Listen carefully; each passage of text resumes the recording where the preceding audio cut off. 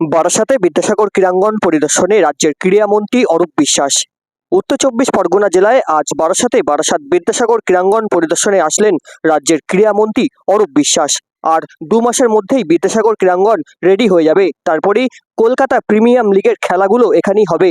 আজ দুপুর 2টো নাগাদ সাংবাদিকদের মুখোমুখি হয়ে বারাসাতে জানালেন রাজ্যের ক্রীড়ামন্ত্রী অরূপ বিশ্বাস। এছাড়াও উপস্থিত ছিলেন খাদ্যমন্ত্রী রথীন ঘোষ, সাংসদ পার্থ ভৌমিক, বিধায়ক জ্যোতিপ্রিয় মল্লিক। উপস্থিত ছিলেন বারাসাত পুলিশ জেলার পুলিশ সুপার সহ একাধিক প্রশাসনিক আধিকারিকেরা।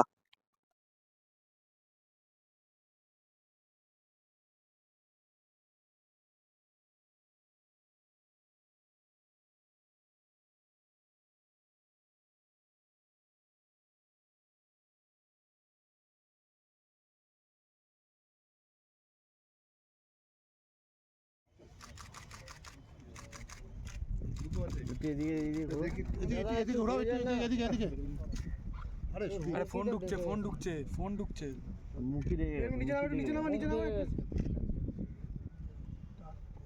সামনে ফোনগুলো কার পুরো হাত ঢুকে গেছে।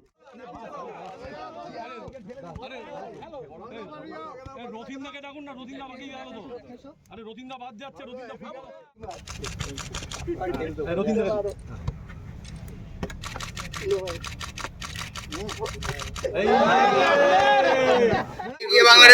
খুব ভালো তৈরি হচ্ছে।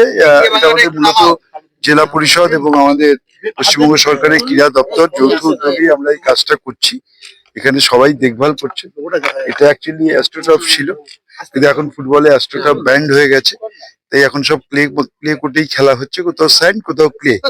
এটা ক্লে মাঠ, কিছুটা স্যান্ডও আছে, সেটা দিয়ে আমরা করছি। কিন্তু আরেকটু সময় লাগবে, কারণ যতক্ষণ ঘাসগুলো মোটামুটি 6 ইঞ্চির মতো ভার্টিক্যালি খুব তাড়াতাড়ি বেড়ে, হরিজন্টালি মিনিমাম 6 ইঞ্চি না হলে গ্রিপটা থাকে না মাটির। ফলে যখনই খেলা হবে ঘাসটা উঠে যাবে, আবার ন্যাড়া হয়ে যাবে। ফলে আরো 2 মাস লাগবে এটাকে তৈরি করতে। তারপর থেকে আমাদের যেটা ইচ্ছে আছে, এবার কলকাতা প্রিমিয়ার লিগের খেলাগুলো এবার বারাসাতে হবে। এই মাঠ ছাড়া আরো কি কি ইনফ্রাস্ট্রাকচার আপনার চোখে ধরা পড়লো যেগুলি এখনো করা দরকার আছে? না না, মোটামুটি সব রকমই ইনফ্রাস্ট্রাকচার আছে এখানে। যারা আছেন জনপ্রতিনিধি পার্থ ভৌমিক থেকে শুরু করে, আমাদের রথীন ঘোষ থেকে শুরু করে, আমাদের জ্যোতিপ্রিয় মল্লিক থেকে শুরু করে, যারা রয়েছেন নারায়ণ গোস্বামী থেকে শুরু করে, সবাই খেলা পাগল মানুষ। ফলে ক্রীড়াকে নিয়ে তারা সবাই নিজেদের মতো করে তৈরি করছেন। আমরাও রাজ্য সরকার থেকে চেষ্টা করছি, যৌথভাবে আমরা কাজ করছি। যে ক্রীড়া পরিকাঠামো আমাদের সরকার এবং আমাদের মাননীয় মুখ্যমন্ত্রী করেছেন, সারা ভারতবর্ষ মানে পৃথিবীতে হয়েছে কিনা সন্দেহ। 2011 সালের পর থেকে 78খানা মাঠ বা স্টেডিয়াম আমরা তৈরি করেছি। এখন আর পুরো অনেক বাকি আছে, হিসেব হোক তারপরে জানো।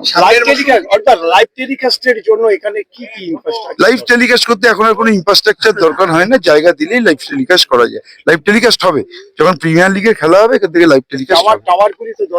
টাওয়ার দরকার হয় না এখন আর, ওইসব দিন কনসেপ্ট পুরনো হয়ে গেছে।